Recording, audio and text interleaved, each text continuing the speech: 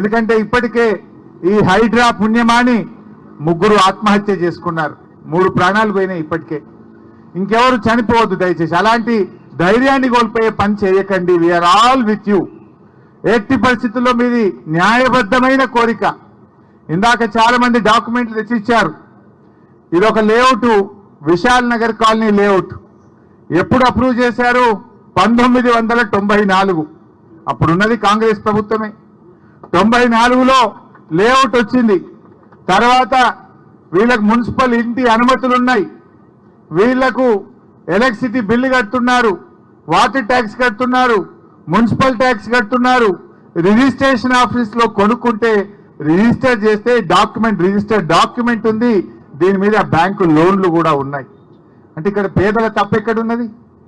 నీ కాంగ్రెస్ ప్రభుత్వమే నాడు అధికారంలో ఉన్నప్పుడు లేఅవుట్ అప్రూవల్ ఇచ్చింది, రిజిస్ట్రేషన్లు చేసింది, మున్సిపల్ అనుమతులు ఇచ్చింది, ఇల్లు కట్టుకున్నాక యూటిలైజేషన్ ఆక్యుపెన్సీ సర్టిఫికెట్ కూడా ఇచ్చింది. అంటే మీ తప్పిదాలకు పేదలు ఎందుకు బలి కావాలి అని అడుగుతా ఉన్నారు రేవంత్ రెడ్డిని. అంటే నువ్వు మూర్ఖంగా అనవసరంగా ఏదో మూసీ ప్రాజెక్ట్ చేస్తా అని చెప్పి ఇలా పేదల ఉసురు పోసుకోవడం మానుకోవాలని చెప్పి నేను కోరుతా ఉన్నా. మీరు ఏం చెప్పిండ్రు? ఇందిరమ్మ పాలన ఇందిరమ్మ పాలన అన్నారు. ఇందిరమ్మ పాలన ఏం చెప్తుంది? గరీబీకు హటావ్ అంటది. కానీ రేవంత్ రెడ్డి ఏం చేస్తుండంటే గరీబోంకో హటావ్ అంటుండు. या तुम गरीबी को हटाना चाहते या गरीबों को हटाना चाहते मैं पूछना चाहता हूं. ये इंदिरम्మ పాలన అంటే పేదలకు కూడు గుడ్డ నీడిచ్చేది ఇందిరమ్మ పాలన. కానీ నీ ఇందిరమ్మ పాలన పేదల బతుకులు కూల్చే ప్రయత్నం చేస్తా ఉన్నావు, పేదలను ఇబ్బంది పెట్టే ప్రయత్నం చేస్తా ఉన్నావు. ఇలా ఆలోచించాను. కాంగ్రెస్ పార్టీ అంటే హస్తం గుర్తు. హస్తం గుర్తు అంటే మీరు అపన్న హస్తం ఇస్తారా, భస్మాసుర హస్తం అవుతారా? బుల్డోజర్ కి రాజ్యం ఏంది? రాహుల్ గాంధీ పొద్దుగా లేస్తే టీవీలలో మాట్లాడుతుండు, बुलडोजर राज नहीं चलेगा अंटाడు. फिर तेलंगाना में क्या चल रहा राहुल गांधी? तेलंगाना में आज बुलडोजर का राज चल रहा. ये काम करो, वो आपका हाथ का निशाना निकाल के बुलडोजर का निशाना रख लो. तुम क्या समझ गए? హస్తం గుర్తు చేసి బుల్డోజర్ గుర్తు పెట్టుకో. ఏం పేదలను బుల్డోజర్లు పెట్టి ఇబ్బంది పెడతారా?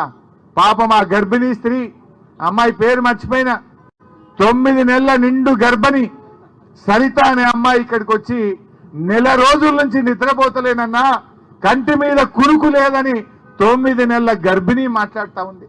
నిన్న తెలంగాణ భవన్కి వచ్చి అక్కా చెల్లెలు మాట్లాడుతుంటే నా కళ్ళల్లో నీళ్లు ఆగలే, నీళ్లు కారిపోయినాయి నాకు తెలియకుండానే.